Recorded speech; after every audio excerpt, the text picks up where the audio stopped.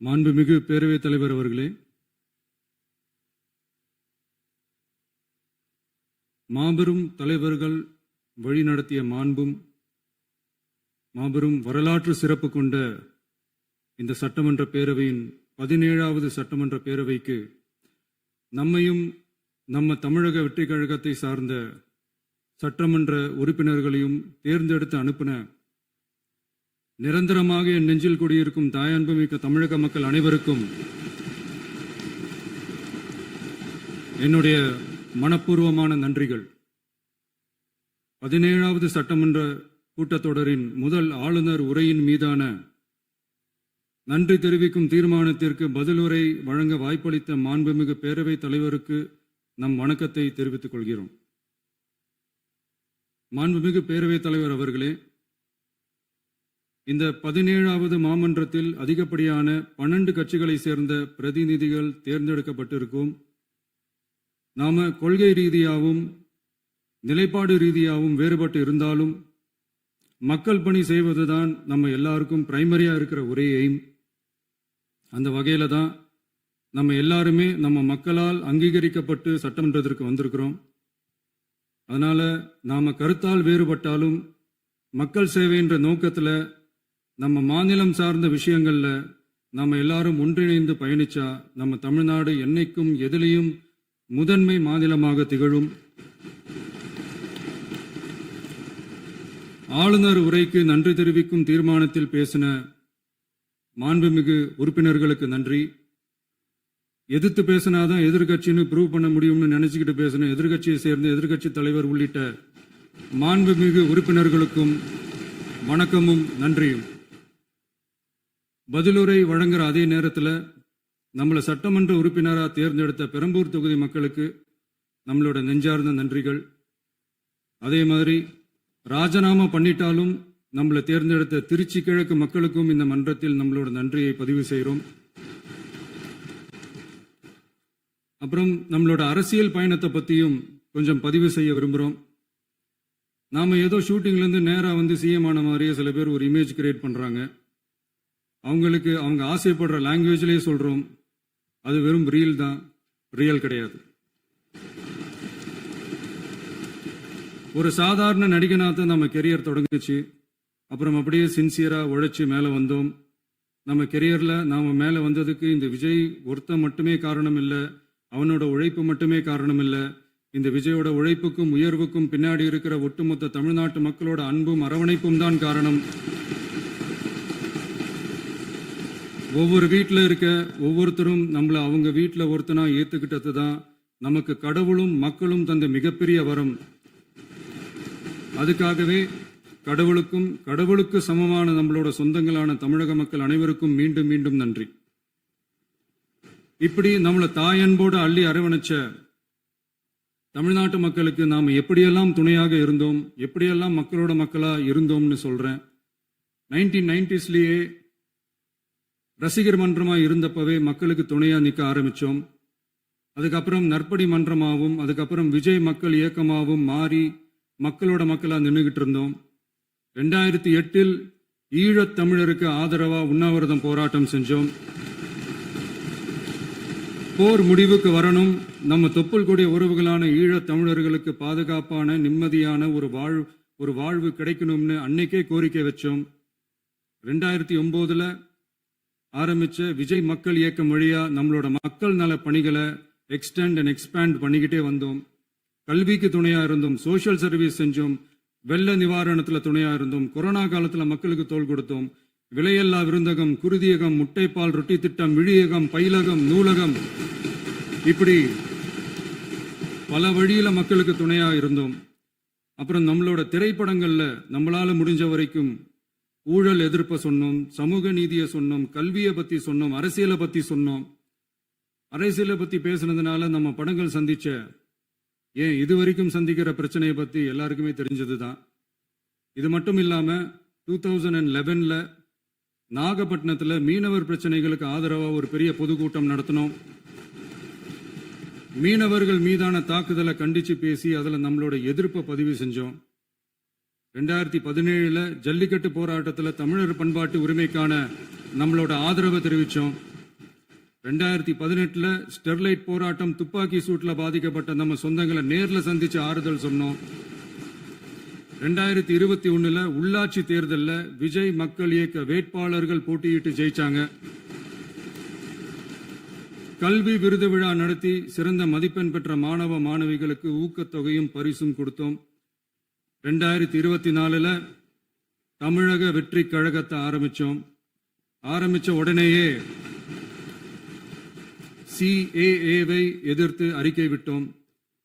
அரசியல் கட்சி ஆரம்பிச்சு விழுப்புரம் மாவட்டத்தில் விக்கிரவாண்டியில் நம்மளோட முதல் மாநில மாநாட்டிய வெற்றி கொள்கை திருவிழாவை நடத்தினோம். தந்தை பெரியார், பெருந்தலைவர் காமராஜர், அண்ணல் அம்பேத்கர், வீரமங்கை வேலுநாச்சியார், மக்கள் சேவகர் அஞ்சலை அம்மாள்னு நம்மளோட 5 கொள்கை தலைவர்களை அறிவிச்சோம். இந்தியாவிலே 2 பெண் ஆளுமைகளை கொள்கை தலைவர்கள் அறிவிச்ச ஒரே கட்சி நம்ம டிவிக்கு மட்டும்தான் என்ற பெருமையோடு அறிவிச்சோம். பெரியார் சொன்ன மாதிரியே அவர் சொன்னதுல நமக்கு ஏற்புடையதை மட்டும் எடுத்துக்கிட்டோம். அவரோட கடவுள் மறுப்பு கொள்கையில நமக்கு உடன்பாடு இல்லைன்னு ஓப்பனா அறிவிச்சோம்.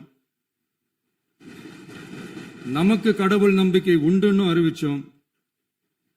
யாரோட நம்பிக்கைக்கும் நாம் எதிரானவங்க இல்லைன்னு தெளிவா அறிவிச்சோம். பெண் கல்வி, பெண்கள் முன்னேற்றம், சமூக சீர்திருத்தம், சமூக நீதி, இப்படி பெரியாரோட கருத்துக்களை நிறையவே ஏத்துக்கிட்டோம்னு அறிவிச்சோம். அண்ணல் அம்பேத்கரோட சம வாய்ப்பு, சமநீதி, சமத்துவத்தை ஃபாலோ பண்ணுவோம்னு அறிவிச்சோம். பெருந்தலைவர் காமராஜரோட மதச்சார்பின்மையை ஏத்துக்கிட்டதோட அவரோட நேர்மையான நிர்வாகத்தையே ஒரு கொள்கையா ஏத்துக்கிட்டோம்னு அறிவிச்சோம். வீரமங்கை வேலு நாச்சியாரோட மண் மீட்பையும் சமூக நல்லிணக்கத்தையும் பின்பற்றுவோம்னு அறிவிச்சோம். மக்கள் சேவகர் அஞ்சலை அம்மாளோட விடுதலை வேட்கையையும் மக்களோட வாழ்வாதாரத்துக்காக உறுதியாக நிற்கிறதையும் பின்பற்றுவோம்னு சொன்னோம். எல்லாருக்கும் எல்லாமும் கிடைக்கணும், எம் மதமும் நம் மதம்னு சொல்லி மதச்சார்பற்ற சமூக நீதி தான் நம்ம கொள்கைன்னு அறிவிச்சோம். நம்ம கொள்கை எதிரி யாரு, அரசியல் எதிரி யாருன்னு ஓப்பனா அறிவிச்சோம். எல்லாத்துக்கும் மேல பிறப்புக்கும் எல்லா உயிர்க்கும்ன்றத நம்மளோட அடிப்படை அரசியல் கோட்பாட்டா அறிவிச்சுட்டு தான் அரசியலுக்கே வந்தோம். நம்ம மதுரை மாநாட்டில் நம்மளோட தேர்தல் அரசியல் மற்றும் ஆட்சி அதிகார அரசியல் வழிகாட்டியா அறிஞர் அண்ணாவையும் புரட்சி தலைவர் எம்ஜிஆரையும் ஏத்துக்கிட்டதா அறிவிச்சோம். அப்புறம் இன்னனையும் நாம இங்க பதிவு செஞ்சே ஆகணும். எல்லாரும் கட்சி ஆரம்பிச்சுட்டு தான் ஒவ்வொரு வீட்டுக்குள்ளேயும் போவாங்க. ஆனா நாம ஒவ்வொரு வீட்டுக்குள்ளேயும் போனதுக்கு அப்புறம் தான் கட்சியவே ஆரம்பிச்சிருக்கிறோம்.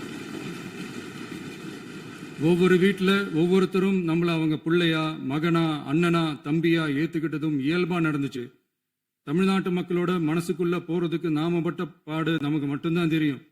இதெல்லாம் புரிஞ்சாலும் புரியாத மாதிரி இருக்கிறவங்க தான் நம்மள நடிகன் என்று சொல்லியும் நம்ம கட்சிய நடிகன் கட்சின்னு சொல்லியும் சில நக்கல், நையாண்டி இதெல்லாம் பேசுவாங்க. அதை பத்தி நமக்கு கவலை இல்லைன்னு.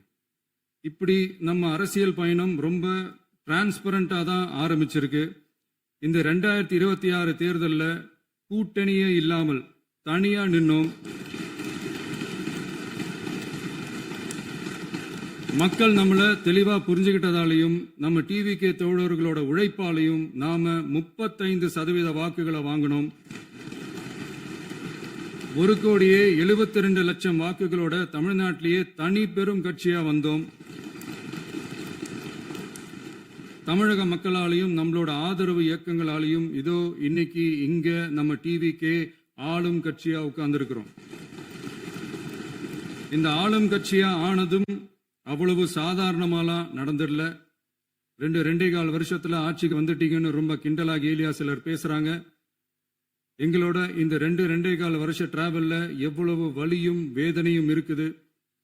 நம்மளோட மக்கள் சந்திப்புக்கே அவ்வளவு இடையூறு, அவ்வளவு தடைகள், ஊர் உலகத்துல யாருக்கும் இல்லாத ஒன்னா நமக்கு மட்டுமேன்னு தனியா ஸ்பெஷலா எக்ஸ்க்ளூசிவா நிறைய நிபந்தனைகள், நெருக்கடிகள், கட்டுப்பாடுகள், நம்மளை சந்திக்க வர்ற மக்களுக்கு சரியான பாதுகாப்பு இல்லாம, நம்ம கூட்ட நிகழ்ச்சிக்கு போதுமான பாதுகாப்பு இல்லாமன்னு இன்னும் வெளியே சொல்ல முடியாத நிறைய சூழ்ச்சிகள் எல்லாத்தையும் தாண்டி தான் நாம் இந்த இடத்துக்கு வந்திருக்கிறோம்.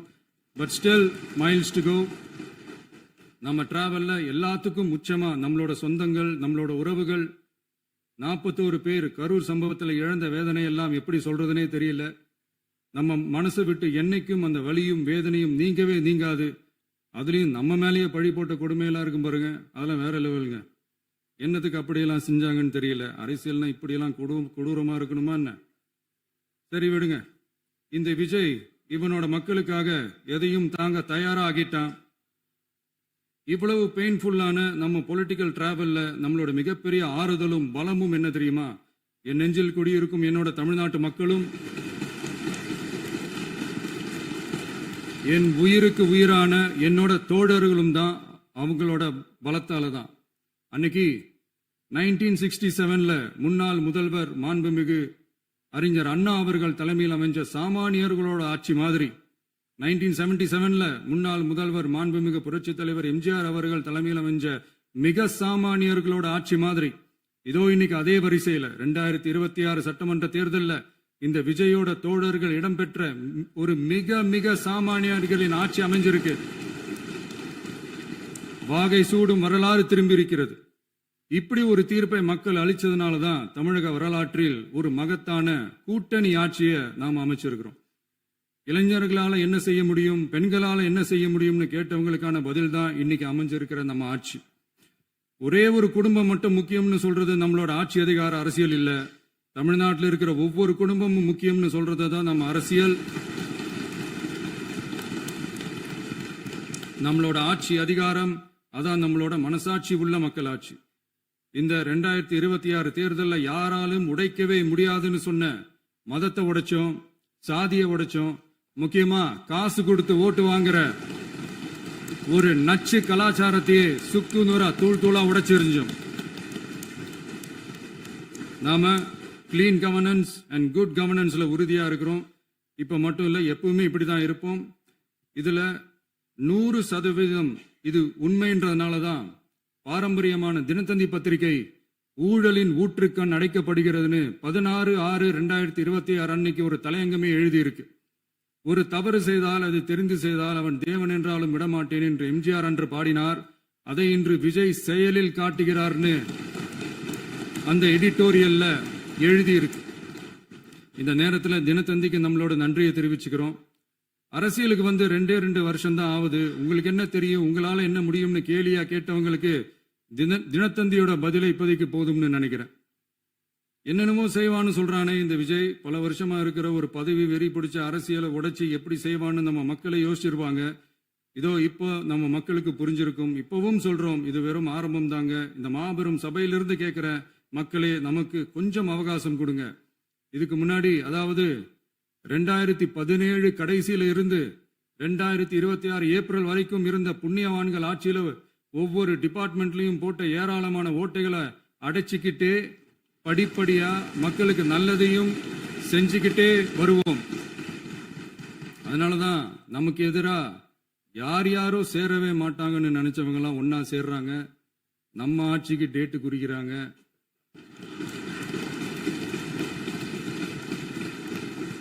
சரி, அவங்கள நம்ம மக்களே பார்த்துப்பாங்க, அதை விடுங்க. நாம ஆட்சிக்கு வந்து சரியா 40 நாள் ஆகுது. அதுக்குள்ள என்ன செஞ்சீங்கன்னு கேட்கிறாங்க. ஒரு லிஸ்ட் ஒன்று சொல்றேன் கேளுங்க.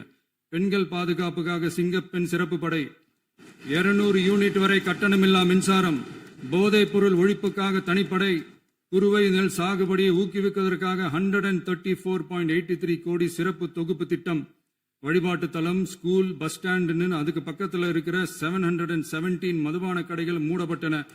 அங்க வேலையில் இருந்தவர்களுக்கு வேறு கடைகளில் வேலை, கவனிக்கப்படாமல் விடப்பட்ட அம்மா உணவகங்கள் புதுப்பிக்கப்பட்டன. பத்திரப்பதிவு துறையில் பகல் கொள்ளைக்கு புல் ஸ்டாப் வைக்கப்பட்டுள்ளது. வருகையில்லா ஆவண பதிவு முறை கொண்டுவர உத்தேசிக்கப்பட்ட செயல்பாட்டில் உள்ளது.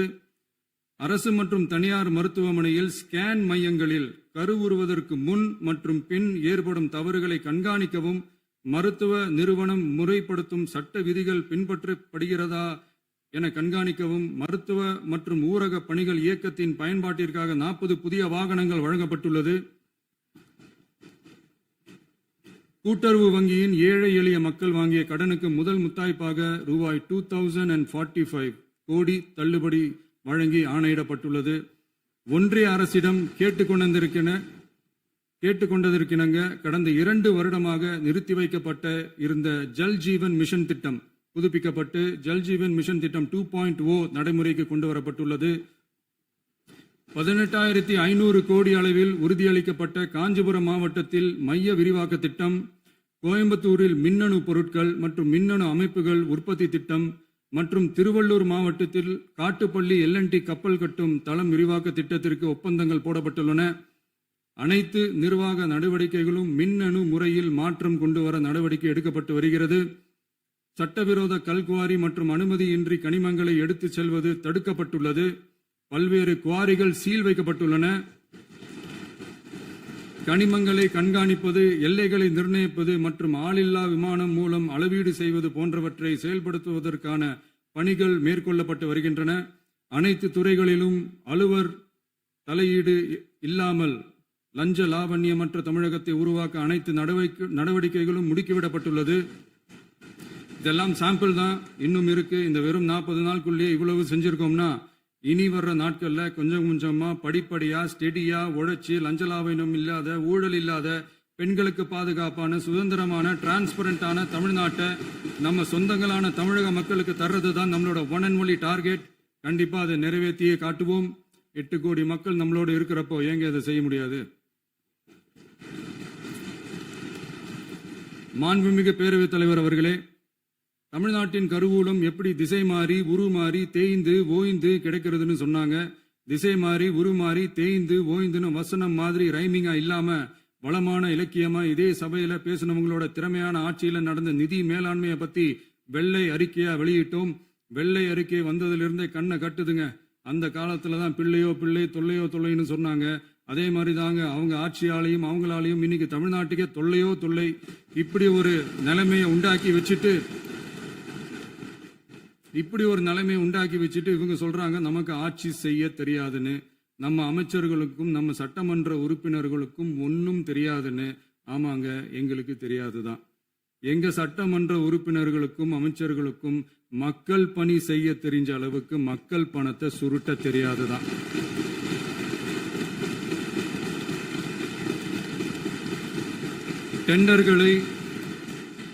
டெண்டர்களை முறைப்படுத்த தெரிஞ்ச அளவுக்கு அதோட ரேட்டை உயர்த்தி ஊழல் செய்ய தெரியாதுதான்.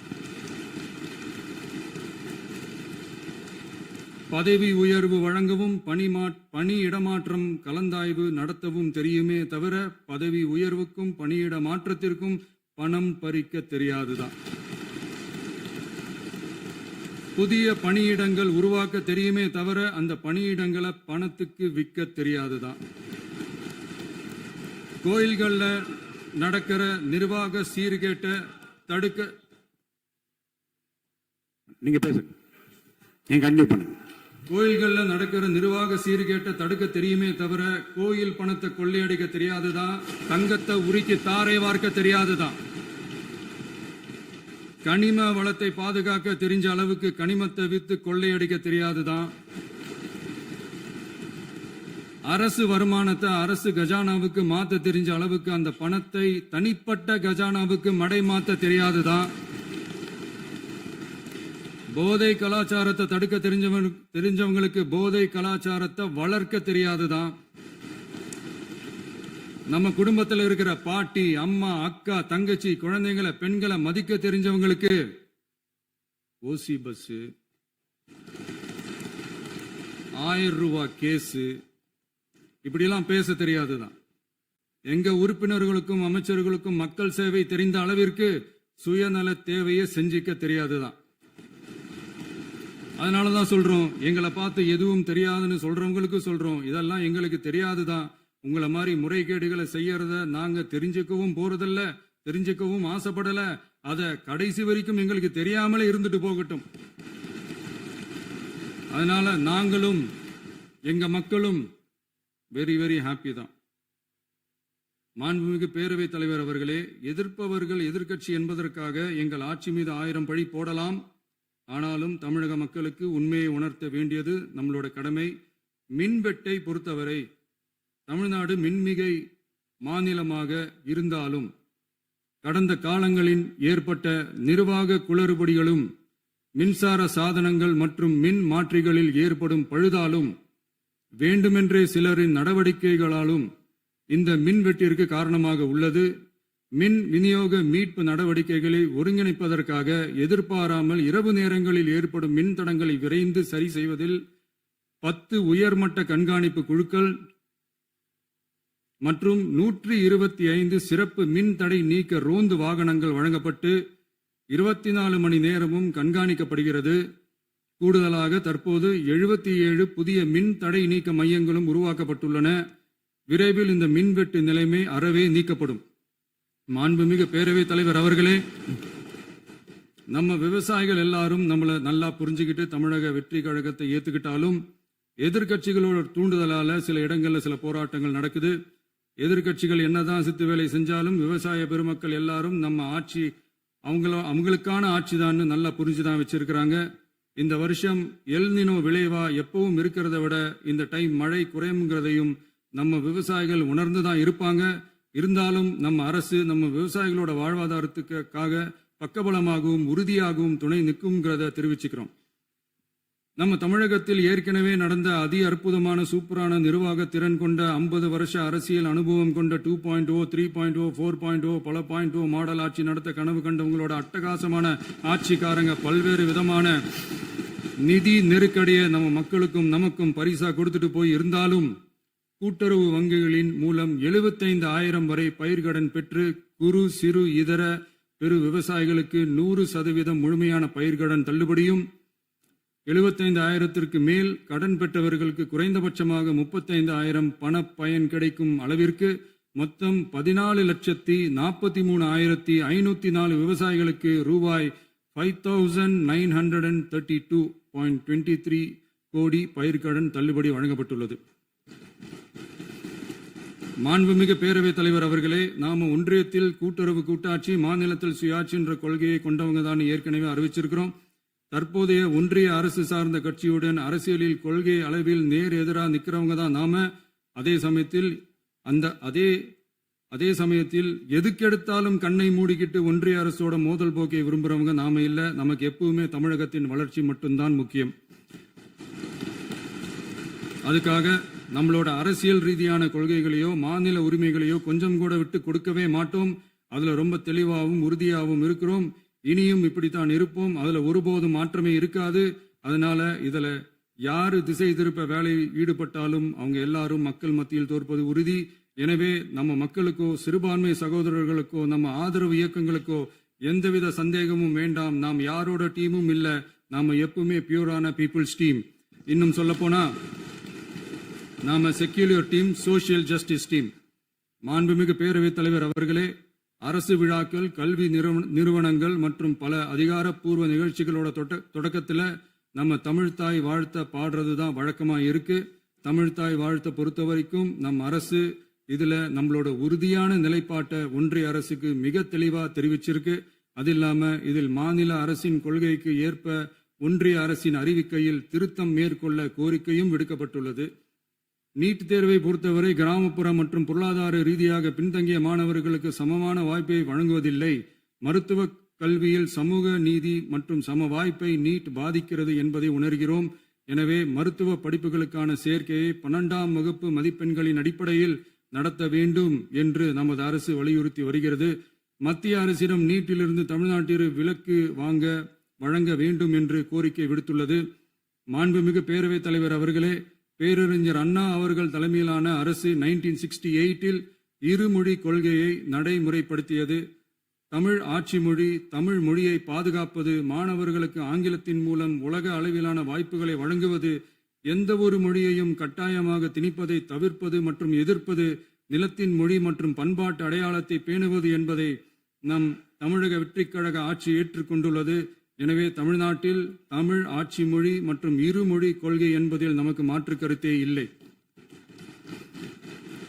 மாண்புமிகு பேரவைத் தலைவர் அவர்களே, கடந்த 11/6/2026 அன்று நடந்த நிதி ஆயோக் கூட்டத்தில் தமிழ்நாடு அரசின் சார்பாக கலந்து கொண்டு வறுமையற்ற தமிழ்நாடு இயக்கம் உருவாக்க தேவையான நிதியையும், தமிழ்நாட்டுக்கு 2 எய்ம்ஸ் மருத்துவமனைகளை தருமாறும், மருத்துவம் மற்றும் பல் மருத்துவ படிப்பிற்கு 12ஆம் வகுப்பு மதிப்பின் அடிப்படையில் இடங்களை நிரப்புதல் குறித்தும், செயற்கை நுண்ணறிவு தொடக்க நிறுவன வளர்ப்பு மையங்கள் தமிழ்நாட்டில் அமைக்கவும், இளைஞர் திறன் மற்றும் வேலைவாய்ப்பு இயக்கம் செயல்படுத்த வேண்டியும், பெண்கள் தலைமையிலான வளர்ச்சி குறித்தும், மீனவ சமுதாயங்களின் வாழ்வாதாரம் மற்றும் மீன்பிடி படகுகள் மற்றும் மீனவர்களை விடுவித்தல் குறித்து நிரந்தர நடவடிக்கை எடுக்க வேண்டியும், காலநிலை தாங்கும் தன்மை பெருந்திட்டம் 2045 கீழ் விண்வெளி உற்பத்தி மையத்தை தேசிய விண்வெளி உற்பத்தி மையமாக அறிவிக்க கோரியும், தமிழ்நாட்டில் சாலை போக்குவரத்து, நெடுஞ்சாலை மற்றும் ரயில்வே அமைச்சகத்தின் மேம்பாட்டு குறித்தும், அனைத்து கிராமங்களையும் டிஜிட்டல் இணைப்பு வசதி ஏற்படுத்துதல் குறித்தும், கூட்டு குடிநீர் திட்டம் தொடரவும்,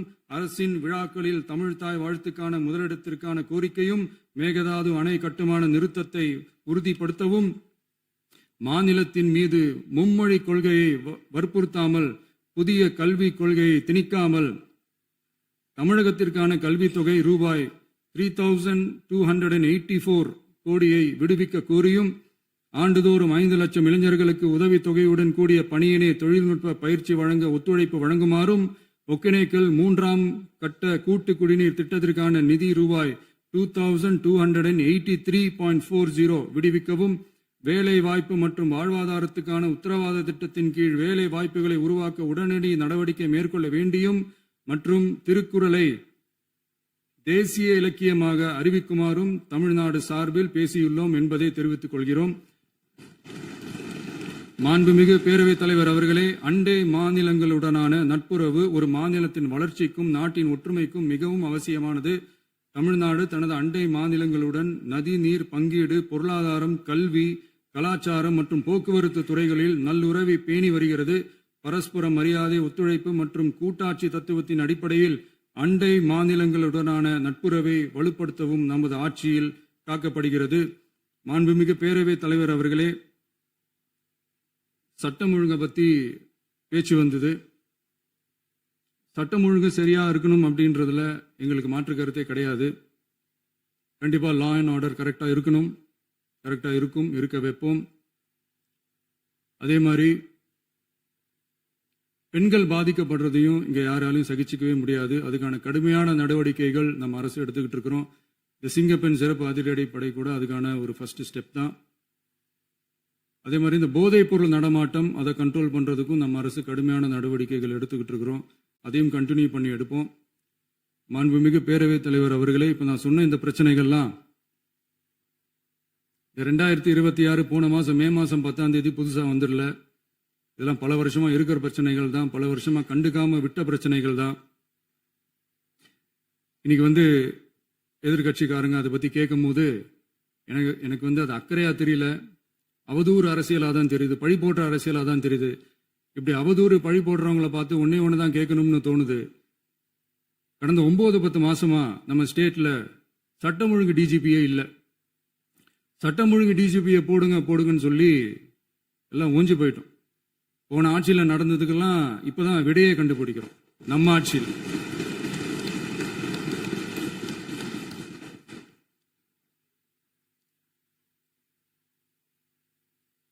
இந்த போதைப் பொருள் நடமாட்டம்லாம் தாறுமாறா அப்படியே பரவி கொட்டி கிடக்குது. இதெல்லாம் இனிஷியல் ஸ்டேஜ்லயே யார் கண்ட்ரோல் பண்ணியிருக்கணும்? போலீஸ் டிபார்ட்மெண்ட் அப்போ யார் கையில இருந்தது? இத்தனை கேள்வி நம்மளை பார்த்து கேட்கறாங்களே, ஒரே ஒரு கேள்வி தான் நான் கேட்கணும்னு தோணுது. போலீஸ் டிபார்ட்மெண்ட்டை கையில வச்சுக்கிட்டே பிகினிங்லயே இனிஷியல் ஸ்டேஜ்லயே இந்த போதைப் பொருள் நடமாட்டத்தை ஏன் கண்ட்ரோல் பண்ணல? மனசாட்சி உள்ளவங்க இந்த பிரச்சனையெல்லாம் ஏன் நடக்குதுன்றது அவங்களுக்கே நல்லா தெரியும். இன்னைக்கு சட்டம் ஒழுங்கை பத்தி கேள்வி கேட்கக்கூடாதா அப்படின்னா தாராளமா கேட்கலாம். இது ஜனநாயக அரசு, மன்னராட்சியெல்லாம் கிடையாது, மனசாட்சி உள்ள மக்களாட்சி. அதனால கேள்வி கேட்கலாம், எல்லாருக்கும் எல்லா உரிமையும் உண்டு. விமர்சனம் செய்யலாம், எல்லாருக்கும் எல்லா உரிமையும் உண்டு. ஆனா நம்ம ஆட்சியில என்ன நடவடிக்கைகள் எடுத்திருக்கோன்றது தெரிஞ்சுக்கிட்டு அதுக்கேற்ற மாதிரி ஒரு நடுநிலையா பேசுனீங்கன்னா கொஞ்சம் நல்லா இருக்கும். சட்டம் ஒழுங்கை பத்தி யாருக்கு என்ன யோசனை இருந்தாலும், மக்கள் நலனுக்காக யாருக்கு என்ன யோசனை இருந்தாலும் அதை தாராளமாக சொல்லலாம். நம்ம அரசு அது காது கொடுத்து கேட்கும். ஆனா நம்ம அரசினுடைய நிர்வாகத்திறன் அதை பத்தி பேசுறவங்களுக்கு இந்த ஊரடிச்சு உலையில போட்டு ஊழல் மேல ஊழலா செஞ்சுக்கிட்டு அதுல இருந்து தப்பிக்கிறதுக்கு பேர் தான் நிர்வாகத்திறன் அப்படின்னு சொன்னா, அப்படிப்பட்ட ஒரு ஊழல் செய்யற நிர்வாகத்திறனை நம்ம அரசு ஒரு நாளும் செய்யாது. பொட்டி பெட்டியா பணத்தை வச்சுக்கிட்டு, பெட்டியை வச்சு எல்லாம் செஞ்சுக்கிட்டு, போதைப் பொருள் பாதுகாவல் கழக மாடல் அரசாங்கம் செஞ்ச ஒவ்வொரு ஊழலா வெளியில வந்துகிட்டு இருக்கு. டாஸ்மாக்ல அது என்னப்பா அது பேரு, பார்ட்டி ஃபண்ட், கட்சி நிதி அப்படின்ற பேர்ல அடிச்ச கொள்ளையெல்லாம் ஒண்ணு ஒன்னா இப்போ கவர்மெண்டோட கஜானாவுக்குள்ள கொண்டு சேர்த்துக்கிட்டே இருக்கிறோம். உட்காருங்க. மாண்புமிகு முதல்வர்கள் பதில் உரைக்கு பிறகு முதல்வர் பதில் உரைக்கு பிறகு நேரம் தரேன். அப்ப பேசட்டும், அவங்க பேசட்டும், அவங்கள பேச அனுமதி. உட்காருங்க, உட்காருங்க.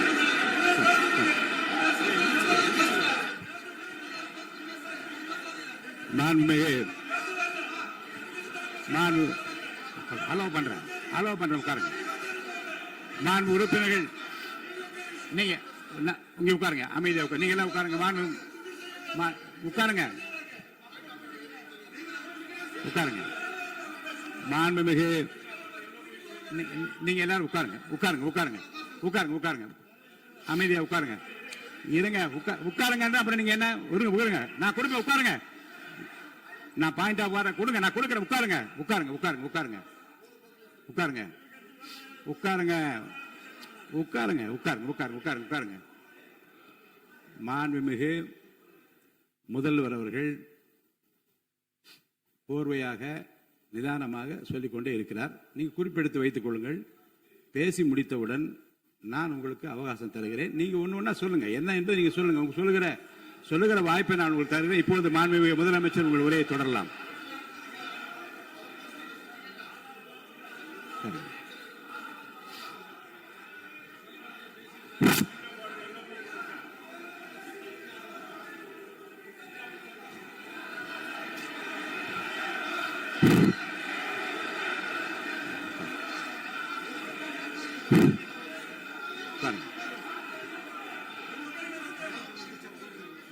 நான் எழுந்த பிறகு உட்கார்றதா முறை. உட்காருங்க, எல்லாரும் உட்காருங்க. தேசிய உட்கார்.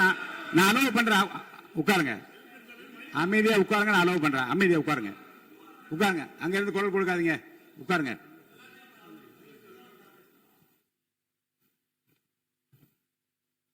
இனிமையான இந்த விவாதத்தில் இதுவரை குறுக்கீடுகள் இல்லாமல்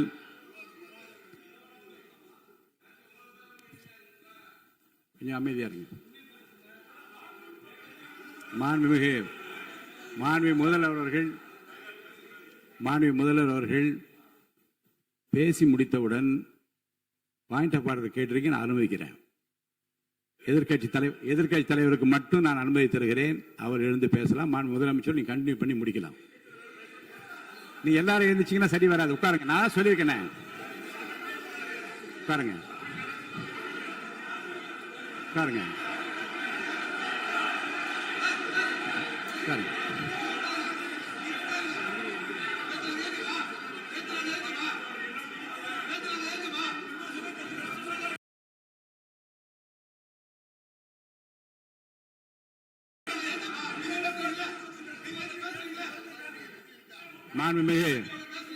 மாண்பு உறுப்பினர் அமைதி காக்க வேண்டும். நேற்று எதிர்க்கட்சி தலைவர் பேசுகிற போதும் அவர் பேசுகிற எல்லாவற்றுக்கும் நான் அனுமதி அளித்தேன்.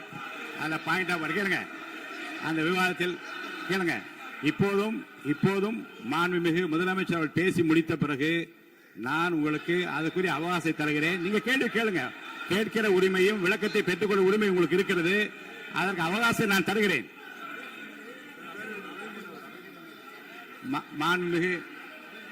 மாண்புமிகு உறுப்பினர் அமருங்க. நான் என் தீர்ப்பை சொல்லுகிறேன். மாண்புமிகு முதலமைச்சர் அவர்கள் பேசி முடித்தவுடன் எதிர்க்கட்சி தலைவருக்கு அந்த வாய்ப்பை நான் தருகிறேன். நிச்சயமா அந்த கேள்வி கேட்கலாம். உட்காருங்க எல்லாரும். முன்னவர் பேசுங்க. மாண்பு பேரவைத் தலைவர் அவர்களே, இன்று இவர்கள் முயற்சி செய்வது அவர் ஆளுங்கட்சியாக இருக்கின்ற போது இருங்க, நான் சொல்லிடுறேன் பிளீஸ். ஒரே நிமிஷம் நான் சொல்லிடுறேன் பிளீஸ்.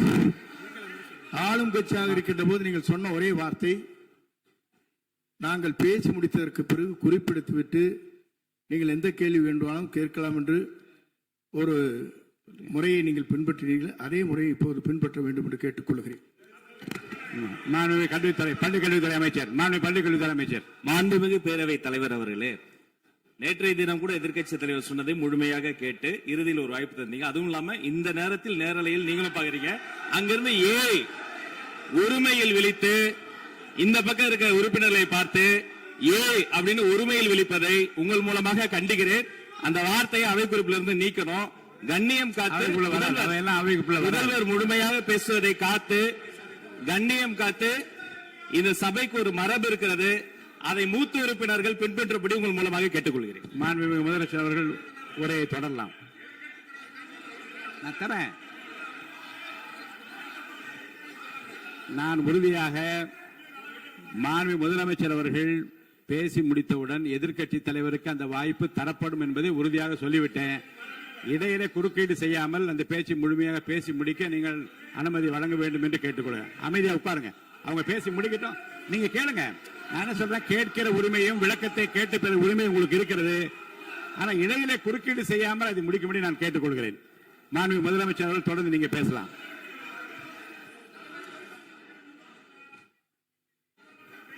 எதிர்க்கட்சி தலைவர் அவர்கள் உங்கள் கட்சியினுடைய உறுப்பினரை அமைதிப்படுத்த வேண்டும் என்று நான் கேட்டுக்கொள்கிறேன். உங்களுக்கு வாய்ப்பு தரவில்லை என்றால் அவர் எழுந்து நிற்பதில் நியாயம் இருக்கிறது. வாய்ப்பு தரப்போகிறேன். நான் முதலமைச்சர் அவர்கள் பேசி முடித்தவுடன் உங்களுக்கு வாய்ப்பு தரப்படும். அது வரைக்கும் உங்களுடைய உறுப்பினரை அமைதி காக்க நீங்கள் தான் பார்த்துக் கொள்ள வேண்டும். மாண்புமிகு அவை முன்னவர். மாண்புமிகு பேரவைத் தலைவர் அவர்களே, அவர் அப்போது சொன்னது வேறு, இப்போது நடந்து கொள்கிற முறைகள் வேறாக இருக்கிறது. அன்றைக்கு அவர் சொல்லுகிற போது அமைச்சர் அத்தனை பேரும் பேசி முடித்ததற்கு பிறகு உங்களுடைய கருத்துக்கள் யாராவது தெரிவிக்கலாம். இப்போது பின்பற்றினால் நன்றாக இருக்கும். நீங்கள் அதற்காகத்தான் சொன்னீர்கள். முதலமைச்சர் பேசியதற்கு பிறகு எதிர்க்கட்சி தலைவர் அவர்கள் பேசுவதற்கு வாய்ப்பளிக்கிறோம் என்று சொல்லியிருக்கிறார்கள். ஆகவேதான் அந்த வாய்ப்பை நீங்கள்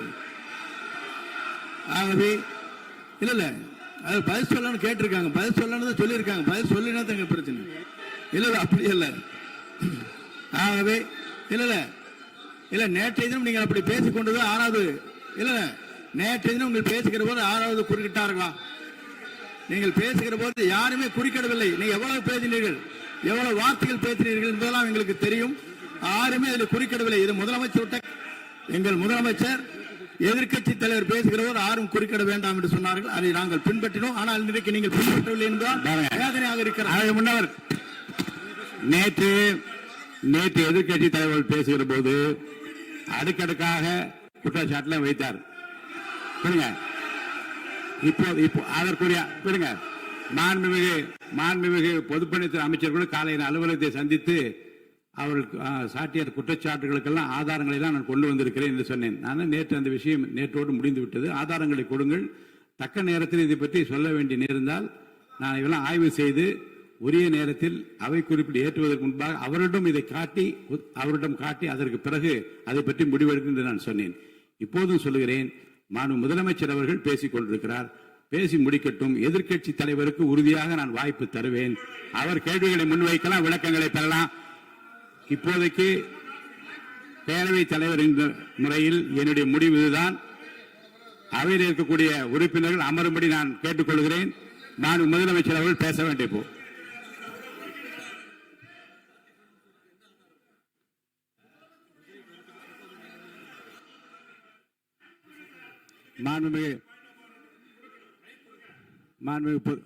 இருங்க.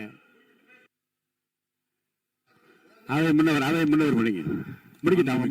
தலைவர் அவர்களே, நேற்றைய தினம் நீங்கள் முழுமையாக பேசினீர்கள்.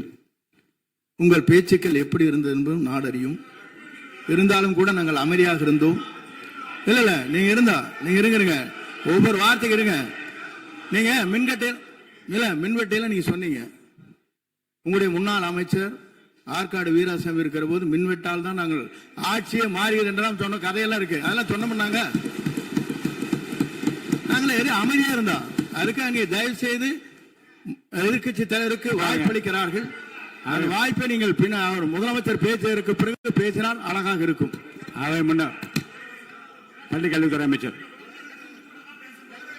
மாண்புமிகு பேரவைத் தலைவர் அவர்களே, அவர் ஒரே ஒரு வார்த்தையை தான் சொன்னார். பார்ட்டி ஃபண்ட் என்ற வார்த்தையை கேட்டு எதிர்க்கட்சி நண்பர்கள் கோபப்படுகிறார்கள். ஆனால் அதன் மீது உங்களுக்கு பாயிண்ட் ஆஃப் ஆர்டர் தருவதாகவும் நீங்கள் சட்டப்பேரவைத் தலைவர் சொல்கிறீர்கள். நேற்றைய தினம் இதே போல வெற்றி தலைவர் அவர்களினுடைய வழிகாட்டில் வளர்ந்த நாங்கள் சகிப்புத்தன்மையோடு அவர்கள் பல வார்த்தைகள் சொன்னார்கள். புதிதாக சோஃபா மாடல் என்றார்கள், குதிரை பேரம் என்றார்கள், எத்தனையோ வார்த்தைகள் சொன்ன போது சகிப்புத்தன்மையோடு அதை கேட்டு பொறுமையாக இருந்தோம். இவர்கள் குதிரை பேரம் எல்லாம் அவைக்குள் நீக்கப்பட்டு விட்டது. சரி, சோஃபா மாடல் என்று ஒன்று சொன்னார்கள். ஆதாரம் கேட்டு இப்படி எழுந்து நாங்கள் கொந்தளிக்காமல் ஒரு சட்டமன்றத்தில் ஒரு உறுப்பினர் எப்படி நடந்து கொள்ள வேண்டும் என்பதற்கு எடுத்துக்காட்டாக தமிழக வெற்றி கழகத்தின் உறுப்பினர்கள் நடந்து கொண்டார்கள். இப்போது மதிப்பிற்குரிய எதிர்க்கட்சி தலைவர் அவர்களே, உங்கள் ஊடாக நான் கேட்பது என்னவென்றால், அவர்களினுடைய கட்சி உறுப்பினர்களை அவர் அமைதிப்படுத்தி முதல்வர் அவர்கள் உரையை முழுமையாக கேட்டு சகிப்புத்தன்மைக்கு சட்டமன்றத்தில் இந்த பக்கம் மட்டுமல்ல அந்த பக்கமும் எடுத்துக்காட்டாக இருப்பதற்கு அவர் வழிவகை செய்ய வேண்டும் என்று உங்கள் மூலமாக கேட்டுக்கொள்கிறேன். பொதுப்பணித்துறை அமைச்சர்.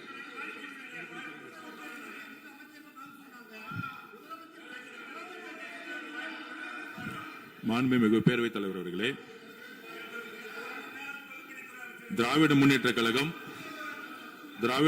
கழகம் முதல் நாளில் இந்த சபையுடைய மரபையும் பாரம்பரியத்தை பற்றியும் நமக்கு வகுப்படுத்தார்கள். அந்த மரபுப்படி எங்களுடைய தலைவருடைய வழியில் இந்த சட்டசபையுடைய நிகழ்வுகளில் நாங்கள் கலந்து கொண்டிருக்கிறோம். நேற்று எதிர்க்கட்சி தலைவர் பேசும் பொழுது எவ்வளவோ வார்த்தைகள் உண்மைக்கு புறம்பாக சட்டத்திற்கு எதிராக ஒரே நிமிஷம் பேசுறேன். சட்டத்திற்காக பேசும் பொழுது நாங்கள் அமைதியாக இருந்தோம். ஒரு 2-3 முறை தான் அவரு பேசும்போது மினிஸ்டர்கள் இருந்துச்சு நின்னாங்க. ஆனா இன்னைக்கு மாண்புமிகு முதலமைச்சருடைய முதல் உரை கடந்த 4 நாட்களாக திராவிட முன்னேற்ற கழகம் முதலமைச்சர் ஏன் பேசலன்னு சொல்லிட்டே இருந்தாங்க. இன்னைக்கு பேச ஆரம்பிச்ச உடனே அவர் சொன்ன வார்த்தை பார்ட்டி ஃபண்ட் சொன்னார். எந்த பார்ட்டின்னு சொல்ல. ஆனா அந்த வார்த்தைகள் சொல்லி முடிஞ்ச உடனே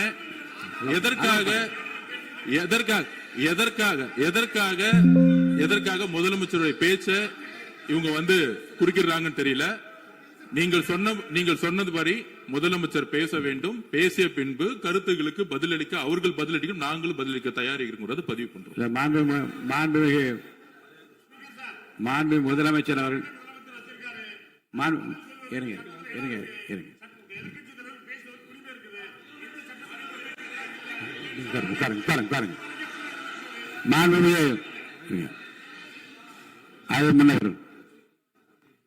மரபு இருக்கிறது. எப்போது வேணா பாயிண்ட் ஆஃப் ஆர்டர் இருக்கலாம். இருந்தாலும் கூட நீங்க இந்த மரபை நீங்க கடைபிடித்தீங்களா உங்க ஆட்சியில? நீங்க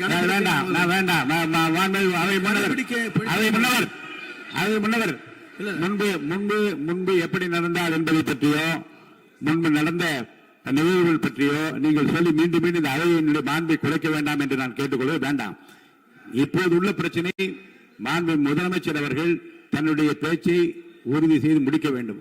அவர் முடித்த பிறகு எதிர்க்கட்சி தலைவருக்கு நான் நிச்சயமாக வாய்ப்பு தருவேன். அவர் கேள்வி கணக்குகளை தொடுக்கலாம், சந்தேகங்களை கேட்கலாம். விளக்கம் தருவதற்கு மாண்பு முதலமைச்சர் அவர்கள் தயாராக இருக்கின்றார். அமைதியாக என்னை அமரும்படி நான் கேட்டுக்கொள்கிறேன். இப்ப நான் அனுமதிக்க முடியாது. மாண்பு முதலமைச்சர் உரையை தொடரலாம்.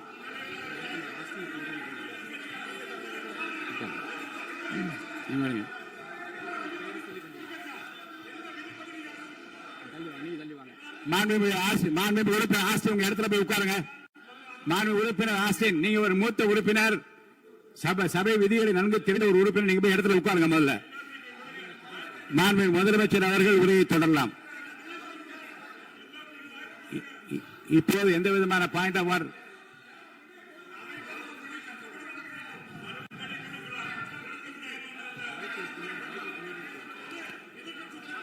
நான் வாய்ப்பு இல்லை என்று சொன்னால் நீ எழுந்து நிற்பதிலே நியாயம் இருக்கிறது. உட்காருங்க. வாய்ப்பு உறுதியாக எதிர்க்கட்சி தலைவருக்கு பாயிண்ட் ஆஃப் ஆர்டர் மட்டுமல்ல, உட்கார்ந்து அவர் பேசிய பேச்சுக்கள் என்னென்ன இருங்க, என்ன உங்களுக்கு சந்தேகம் இருக்கிறதோ, வினாக்கள் இருக்கிறதோ அதை நீங்க கேட்கலாம். அவர் பதில் சொல்வதற்கு தயாராக இருக்கிறார். பேசி முடிக்கின்ற வரை அமைதி காக்கும்படி உங்களை நான் கேட்டுக்கொள்கிறேன். மாண்புமிகு எதிர்க்கட்சி தலைவர் முழு ஒத்துழைப்பை நீங்கள் தர வேண்டும் என்று நான் எதிர்பார்க்கிறேன்.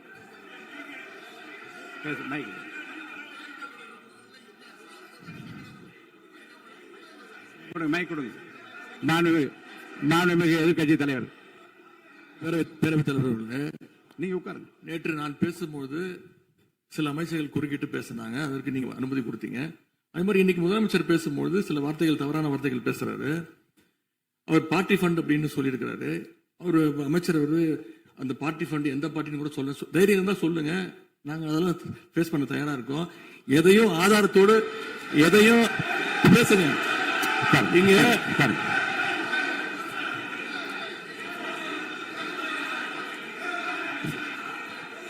அது மாதிரி பேரவைத் தலைவர் அவர்களே, நேற்று நான் பேசி முடிஞ்சோடனே நீங்க அவை முடிஞ்சிருச்சுன்னு சொல்லிட்டீங்க. நாங்கெல்லாம் வீட்டுக்கு போயிட்டோம். வீட்டுக்கு போய் டிவி போட்டு பார்த்தா அங்க இன்னொரு அமைச்சர் இன்னும் பதில் சொல்லிட்டே இருந்திருக்கிறாரு. அதற்கெல்லாம் நாங்க இப்ப என்ன பதில் இது, என்ன மரபு இது? நீங்க இப்ப பேசிக்கிட்டே இருப்பீங்களா?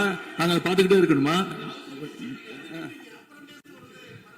அதே மாதிரி இன்னைக்கு முதலமைச்சர் அவர்கள் பேசும்போது நாங்களும் அமைதியா கேட்டுட்டு தான் இருந்தோம். ஆனா சில கருத்துக்கள் அவர் பேசும்போது அதை நாங்க அனுமதிக்க முடியாது. ஆதாரத்தோடு ஏதாவது பேசணும்னா, குற்றச்சாட்டுகள் சொல்லும் போது ஆதாரத்தோடு சொன்னீங்கன்னா அதை நாங்க ப்ரூவ் பண்றதுக்கு தயாராக இருக்கு. மாண்புமிகு உறுப்பினர் அவர்கள் இருங்க. நேற்று மாண்புமிகு எதிர்க்கட்சி தலைவர்கள் பேசியதும், மாண்புமிகு பொதுப்பணித்தலைவர்கள் பேசியதும் ஆதாரம் இல்லாமல் பேசக்கூடாது என்று நான் சொன்னேன். ஆய்வு செய்து நீக்கப்பட வேண்டியது நீக்கும் என்று சொன்னேன். இப்போது மாண்புமிகு முதல்வர் அவர்கள் பேசி முடிக்கட்டும். நீங்கள் கூறிய கருத்துப்படி அதில் ஆதாரங்கள் இல்லாத குறிப்பாக இருந்தால் அதை நீக்குவதற்குரிய உரிமை எனக்கு இருக்கிறது. ஆய்வு செய்து நான் நடவடிக்கை எடுப்பேன். இப்போது மாண்புமிகு முதலமைச்சர் அவர்கள் பேசலாம். இந்த டாஸ்மாக் மாதிரியே பல டிபார்ட்மெண்ட்லயும், மறுபடியும் சொல்றேன், கட்சி நிதின்ற பேர்ல அடிச்ச கொள்ளைய ஒன்னா கவர்மெண்டோட கஜானாக்குள்ளேயே கொண்டு சேர்த்துக்கிட்டே இருக்கிறாங்க. இப்பவும் சொல்றேன், மக்கள் பணத்துல இருந்து ஒரு பைசா கூட தொடமாட்டோம், தொடவும் விடமாட்டோம், தொட்டா விடமாட்டோம். இதுக்கு முன்னாடி தொட்டவங்களையும் விடமாட்டோம்.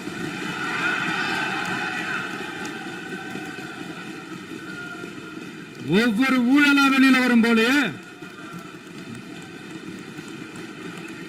ஒவ்வொரு வேஷமா கலைஞ்சிரும் போலே, இங்க இருக்கிற நிறைய பேரு நடுங்கி போய் இதுல நம்ம மேல அவதூறு வேற. இப்ப புதுசா ஒரு வெப்பன் ஒண்ணு கொண்டு வந்திருக்காங்க. அது என்ன தெரியுமா? அவங்க தயவால தான் நம்ம ஆட்சி நடக்குதான். மக்கள் தயவால இந்த ஆட்சி நடந்துகிட்டு இருக்கு. மனசாட்சி உள்ள சக்திகளோட ஆதரவால இந்த ஆட்சி நடந்துகிட்டு இருக்கு. நாங்க தான் அனுப்பி வச்சோம் அப்படின்றாங்களே. அனுப்பி வச்சவங்களுக்கு மினிஸ்ட்ரியில இடம் கொடுத்தா ஏன் கதறீங்க? ஏன் இவ்வளவு கோவம்? ஏன் இவ்வளவு கதறல்? இதுல இன்னொரு முக்கியமான விஷயம், மார்க்சிஸ்ட் கம்யூனிஸ்ட் கட்சி நமக்கு ஆதரவு கொடுத்தது சுயேட்சையா எடுத்த முடிவுன்னு சொல்றாங்க. அதே மாதிரி இந்திய கம்யூனிஸ்ட் கட்சி நமக்கு ஆதரவு கொடுத்தது சுயேட்சையா எடுத்த முடிவுன்னு சொல்றாங்க. இதுல எங்க இருந்து நாங்க தான் அனுப்பி வச்சோம்னா புரியலையே. மக்களுக்கு நல்லா புரியும். எல்லாத்தையும் தெளிவா பார்த்துக்கிட்டு இருக்கிறாங்க.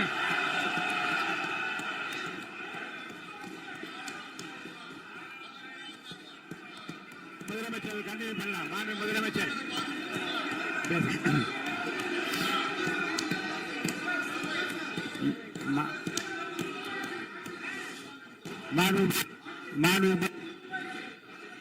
முதலமைச்சர் கண்டினியூ பண்ணலாம். நீங்க கண்டினியூ பண்ணலாம்.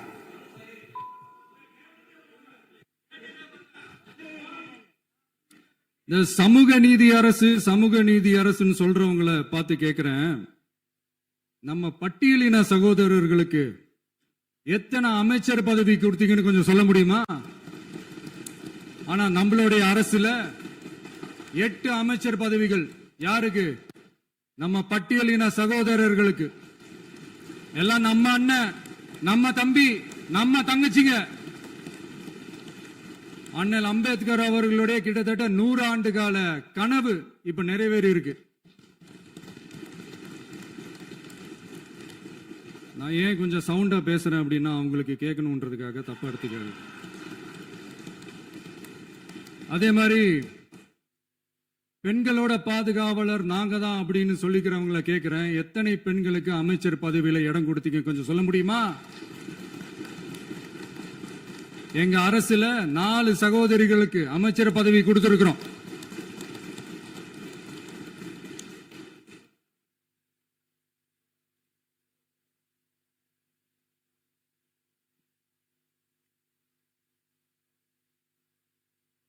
அதனால மக்களால் நிராகரிக்கப்பட்டு மக்களால் அகற்றப்பட்டவங்களுக்கு ஒன்னே ஒன்று சொல்லிக்கிறோம், தப்பே செய்ய மாட்டோம், ஊழலே செய்ய மாட்டோம், நேர்மையா தான் இருப்போம், நியாயமா தான் இருப்போம் அப்படின்னு சொல்றவங்களால மட்டும்தான் கூட்டணி ஆட்சி அமைக்க முன்வரும். ஆட்சியிலையும் பங்கு, அதிகாரத்திலையும் பங்கு கொடுக்க முன்வரும். ஊழல்லையே ஊறி போனவங்களால இந்த கூட்டணி ஆட்சியோ ஆட்சியிலையும் பங்கோ அதிகாரத்திலையும் பங்கு கொடுக்க முன்வராது. மெஜாரிட்டி இருந்தாலும் தரமாட்டாங்க, மெஜாரிட்டி இல்லைனாலும் தரமாட்டாங்க. கேட்டா ரெடிமேடா ஒரு பதில் ஒண்ணு வச்சிருப்பாங்க, கூட்டணி ஆட்சியை மக்கள் விரும்ப மாட்டாங்கன்னு. அதே மக்கள் தான் இப்ப அவங்கள பார்த்து சிரிக்கிறாங்க. நான் பதவியேற்ற அன்னைக்கு கொஞ்சம் டைம் அவகாசம் கேட்டேன். எதுக்கு கேட்டேன்? நிதி நிலைமைலாம் கொஞ்சம் மோசமா இருக்குது, அதெல்லாம் கொஞ்சம் சரி செஞ்சுக்கிட்டே படிப்படியா கொஞ்சம் கொஞ்சமா நான் கொடுத்த வாக்குறுதிகள்லாம் செயல்படுத்துவேன், அதுக்காக கொஞ்சம் டைம் அவகாசம் கேட்டேன். நான் ஏதோ வேற எதுக்காகவோ வேற யாருக்காகவோ ஏதோ அவகாசம் கேட்ட மாதிரி. அடுத்து இங்க சபையில இல்லாதவங்களை பத்தி பேச வேண்டாம்னு நினைக்கிறேன்.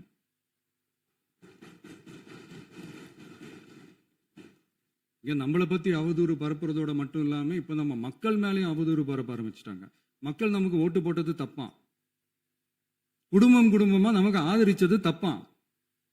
இது இப்ப இல்ல, நான் சொல்றது எம்ஜிஆர் அவர்கள் காலத்திலிருந்தே. அப்பவே அவர் ஜெயிச்சப்போ அதே மக்களை தப்பு தப்பா பேசுறது. மக்கள் என்ன பண்ணிட்டாங்க, எம்ஜிஆர் என்ன பண்ணிட்டாரு, எம்ஜிஆர் என்ன இது பண்ணிட்டாரு. 50 வருஷமா ஒரே டெக்னிக்கா.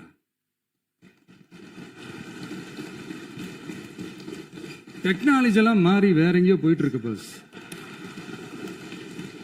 இதுல கொஞ்சம் டெக்னிக்காச்சும் கொஞ்சம் மாத்தினா கொஞ்சம் நல்லா இருக்கும்.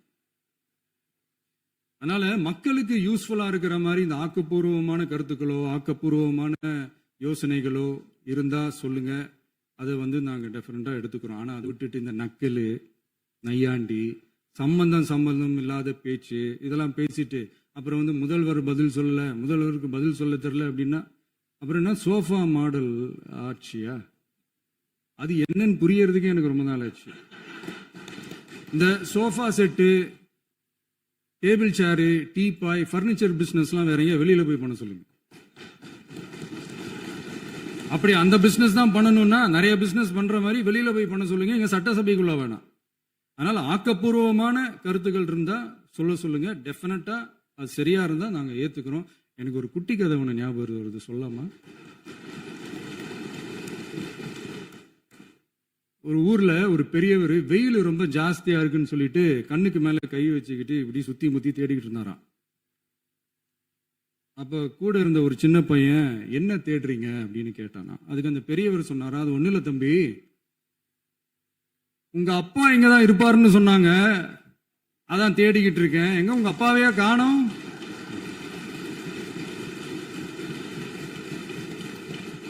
இல்ல அந்த எங்களுக்கும் நக்கலா நையாண்டியா சம்பந்தம் இல்லாத குட்டி கதை இதெல்லாம் எங்களுக்கும் பேச தெரியும். அந்த கதையில பெரியவர் அப்படி சொன்னாராம், தப்பா எடுத்துக்காதீங்க. அந்த கதையில பெரியவர் அப்படி கேட்டாராம். அதனால யாரும் இங்க டென்ஷன் ஆக வேணாம். அதனால இன்னொரு இந்த என்னுடைய உரையை முடிக்கிறதுக்கு முன்னாடி போயிட்டாங்க, பேசலாமா?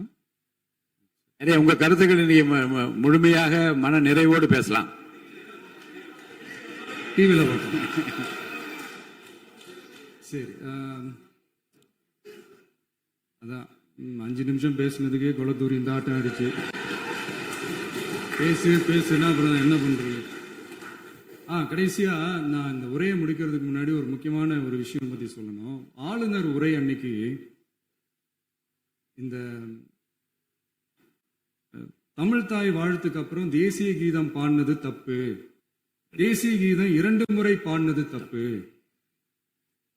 அப்படி ஒரு நிகழ்வு இதுக்கு முன்னாடி இந்த சட்டசபையில நடந்ததே கிடையாது. அந்த மரபே மாத்திட்டீங்க. இப்படி ஒரு பெரிய ஒரு போர் மாதிரி எதிர்கட்சி சார்ந்தவங்க எல்லாம் சொன்னாங்க இல்லையா? அந்த மாநில உரிமை போராளிகளை, அந்த மரபு காக்கிற உரிமை போராளிகளை ஒரே ஒரு கேள்விதான் கேட்கணும். 2021 ஆகஸ்ட் 2 ஞாபகம் இருக்கா? Centenary celebration of Tamil Nadu legislature. அந்த ஃபங்க்ஷனில் நம்ம முன்னாள் முதலமைச்சர் கருணாநிதி அவர்களோட கலைஞர் அவர்களுடைய கலைஞர் அவர்களுடைய புகைப்படத்தை மாண்புமிகு குடியரசுத் தலைவர் திறந்து வைக்கிற ஒரு ஃபங்க்ஷன். அந்த ஃபங்க்ஷன்ல national anthem followed by Tamil தாய் வாழ்த்து அப்படின்னு அறிவிச்சது ஞாபகம் இருக்கா?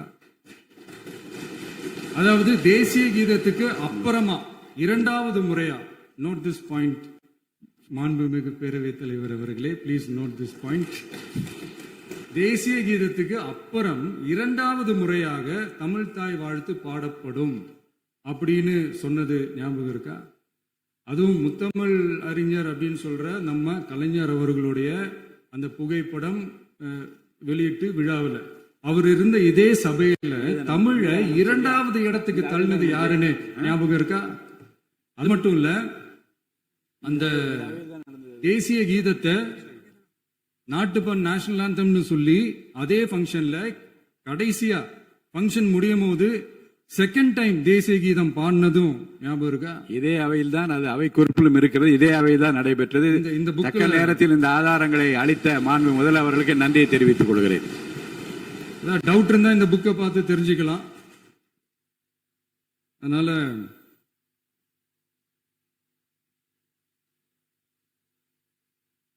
இதெல்லாம் கேட்டா என்ன சொல்லுவாங்கன்னா, அது ஜனாதிபதி கலந்துகிட்ட ஃபங்க்ஷன், அதெல்லாம் அப்படிதான், அதெல்லாம் கண்டுக்க கூடாது அப்படின்னு சொல்லுவாங்க.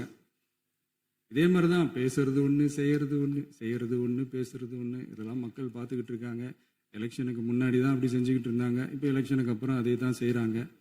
இந்த விஜயையும் சாமானியர்களின் உண்மையான சமூக நீதி அரசையும் அவமானப்படுத்துறதுக்கு தான் அவங்களோட அந்த பொலிட்டிக்கல் சீனியாரிட்டி அது பயன்படுத்துது போல. சரி, செய்யட்டும், நல்லா செய்யட்டும். இப்போ ஆனாலும் நம்மளுடைய மாநில உரிமை, மொழி உரிமை, உத்தம உத்தரர் போல வேஷம் போடுற எதிர்கட்சிக்கு ஒன்றை மட்டும் ஆணித்தரமாக சொல்றோம். உங்களை மாதிரி தமிழ்னு சொல்லிக்கிட்டு, மொழி, பண்பாடு, கலாச்சாரம்னு சொல்லிக்கிட்டு ரெட்டை வேஷம் போடுறவங்க நாங்க கிடையாது. உலகெங்கும் வாழும் என் தமிழ் சொந்தங்களுக்கு நம்முடைய உத்தரவாதம் தமிழ் தான் எங்க உயிர் நாடி அப்படின்றத மறக்க மாட்டோம்.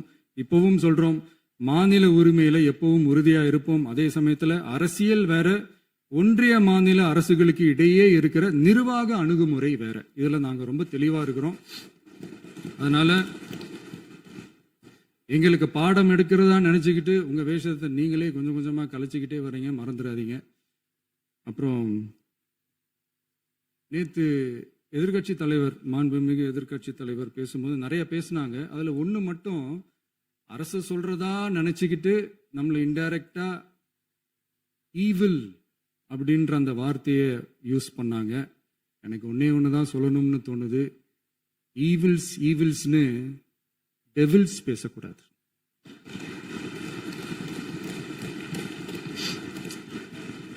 அவங்க இருந்திருந்தா ஒரு ஆக்ஷன் பண்ணணும்னு எனக்கு தோணுச்சு. எல்லாரும் போயிட்டாங்க. பர்மிஷன் பண்ணலாமா? இப்பவும் பண்ணலாம், ஒன்றும் தப்பு இல்லை.